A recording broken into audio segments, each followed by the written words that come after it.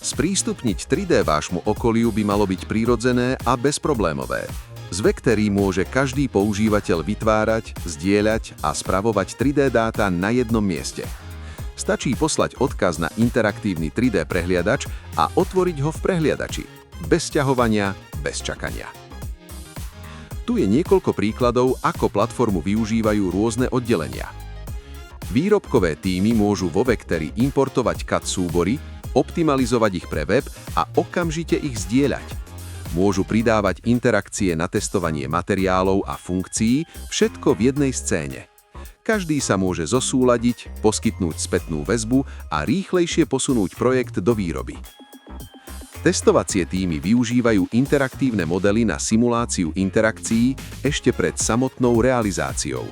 Pomocou stavov, states, animácií a klikateľných prototypov môžu ukázať, ako fungujú rôzne prvky. Je to ideálne na mapovanie logiky, testovanie nápadov a prezentáciu funkcionality realistickým a zrozumiteľným spôsobom. Marketingové tímy dokážu z jedného 3D modelu vytvoriť celý obsahový ekosystém. Jednoducho aktualizujú branding, menia uhly pohľadu, exportujú 2D obrázky alebo ponúknú rozšírenú realitu, bez potreby externých dodávateľov.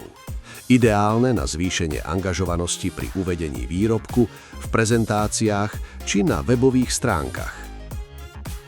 Tímy servisu a údržby môžu pomocou jasných vizualizácií vysvetľovať fungovanie výrobkov. Vytvárajú rozložené, explodované pohľady alebo interaktívne animácie krok za krokom, ktoré slúžia ako návody, manuály alebo podporné nástroje. Výrobné tímy spájajú CAD presnosť s prehľadnou komunikáciou. Jeden interaktívny projekt môže obsahovať špecifikácie, modulárne diely, používateľské rozhranie, materiály aj pohyb, všetko na jednom mieste. Vďaka aktualizáciám v reálnom čase zostávajú všetci zosúladení. Predajné tímy môžu nahradiť objemné fyzické prototypy 3D riešeniami. Zdieľajú výrobkové konfigurátory, posielajú demo ukážky alebo otvárajú AR náhľady priamo z akéhokoľvek zariadenia. Je to rýchle, flexibilné a jednoduché na používanie.